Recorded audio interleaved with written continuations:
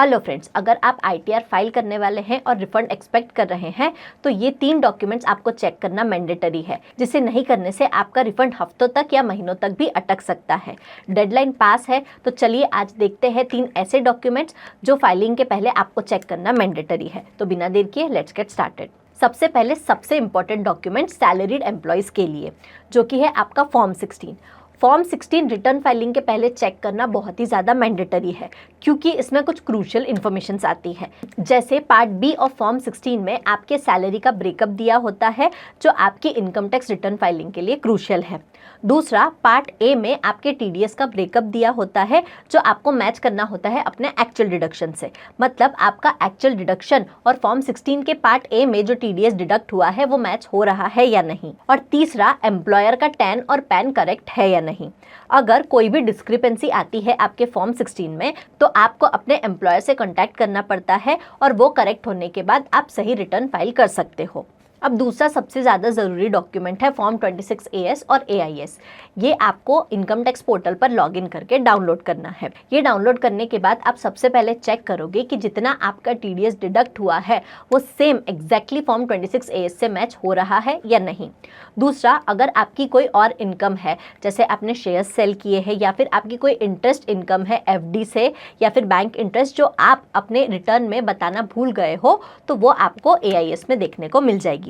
तीसरा, अगर कोई ऐसी एंट्री है जो आपको लगता है कि गलत है, तो आप AIS के फीडबैक ऑप्शन में जाके उस पर अपना प्रॉपर फीडबैक दे सकते हो, और उसके अकॉर्डिंगली जो है वो आपकी एंट्री कंसीडर होगी। ये करने से आप मिसमैच से रिलेटेड जो नोटिसेस आते हैं उससे बच सकते हो। ये रीज़न रिफंड अटकने का सबसे कॉमन रीज़न है। बहुत सारे लोग आते हैं रिटर्न फाइलिंग के बाद भी जो बोलते हैं कि हमारा रिफंड अभी तक नहीं आया है। सबसे बड़ा रीज़न है बैंक अकाउंट वैलिडेट ना होना। इसके लिए आपको सिंपली अपने इनकम टैक्स पोर्टल के प्रोफाइल में जाना है।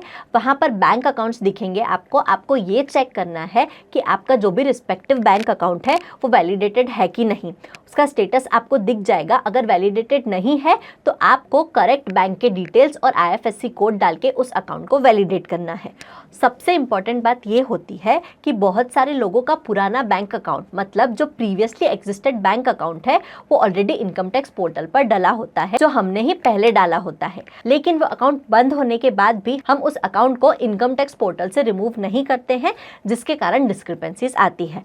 तो हमें करना क्या है? हमें सिंपली जो हमारा अनएक्टिवेटेड बैंक अकाउंट है उसे रिमूव करना है, और जो करंटली एक्टिवेटेड बैंक अकाउंट है जिसमें हम रिफंड चाहते हैं उसे इनकम टैक्स पोर्टल पर जाके वैलिडेट करना है। तो इन सिंपल स्टेप से हम अपना रिफंड जो है वो फास्ट तरीके से पा सकते हैं। जब भी बैंक अकाउंट से रिलेटेड कोई भी बात आती है तो लोग जनरली बहुत ज़्यादा पैनिक हो जाते हैं। स्पेशली अगर आप कोई बिजनेस करते हो और आपको अपना बैंक रिकंसाइल करना है तो आपको बहुत ही ज़्यादा स्ट्रेस होता है। क्यों? क्योंकि बैंक में बहुत सारी एंट्रीज होती है। उन एंट्रीज को हमारे बुक्स ऑफ अकाउंट की एंट्रीज से मैच करना और डिस्क्रिपेंसीज फाइंड करना फ्रैंकली स्पीकिंग एक बड़ा टास्क है। ये टाइम कंज्यूमिंग तो है ही, साथ ही साथ एरर प्रोन भी है। लेकिन अगर आपके पास एक ऐसा टूल हो जो अकाउंटिंग के साथ ही बैंक रिकंसिलिएशन जैसी कॉम्प्लिकेटेड टास्क भी आपके लिए सिंप्लीफाई कर दे तो कैसा रहेगा। मैं जिस सॉफ्टवेयर का यूज़ करती हूँ उसकी हेल्प से मैं बैंक रिकंसिलिएशन जैसी टास्क भी सिंप्लीफाई कर सकती हूँ। ये एक बहुत ही सिंपल और स्ट्रीमलाइन प्रोसेस है। तो चलिए लेते हैं इसका एक क्विक वॉक थ्रू। हमें सिंपली हमारे सॉफ्टवेयर में जाके लॉगिन करना है और डैशबोर्ड में बैंकिंग एंड पेमेंट का ऑप्शन दिखेगा। यहाँ पर हमें बैंक रिकंसिलिएशन वाले ऑप्शन में जाना है। बैंक रिकंसिलिएशन पर क्लिक करते ही हमारी कुछ ऐसी स्क्रीन ओपन हो जाएगी। हमें हमारी रिस्पेक्टेड बैंक स्टेटमेंट जो है वो यहाँ से अपलोड स्टेटमेंट पे अपलोड कर देनी है। हम अपलोड स्टेटमेंट पे क्लिक करेंगे। यहाँ पर हम हमारा बैंक अकाउंट सिलेक्ट करेंगे और हमारा फाइल टाइप सिलेक्ट करेंगे एंड कंटिन्यू पर क्लिक करेंगे। यहाँ पर हम सिंपली अपनी CSV फाइल अगर है तो उसे अपलोड कर सकते हैं, अगर नहीं है तो हम यहाँ से सैम्पल फाइल फॉर्मेट भी डाउनलोड कर सकते हैं। सैम्पल फाइल डाउनलोड करने के बाद हमारे जो भी ट्रांजैक्शंस है बैंक के वो हम उसमें सिंपली पेस्ट कर देंगे और उसे यहाँ पर अपलोड कर देंगे। तो इस तरह से CSV फॉर्मेट में हमारा बैंक स्टेटमेंट जो है वो यहाँ पर अपलोड हो जाएगा। अपलोड होने के बाद यहाँ पर बैंक स्टेटमेंट का अपलोडेड स्टेटस दिखेगा और हमें simply added to bank book का एक ऑप्शन आएगा, यहाँ पर उस पर क्लिक करना है। क्लिक करने के बाद इसका स्टेटस यहाँ पर एडेड टू बैंक बुक आ जाएगा। मैंने ऑलरेडी अपलोड करके एडेड टू बैंक बुक किया है, इसलिए मेरा स्टेटस यहाँ पर ये दिख रहा है। उसके बाद हमें सिंपली इसको ओपन करना है।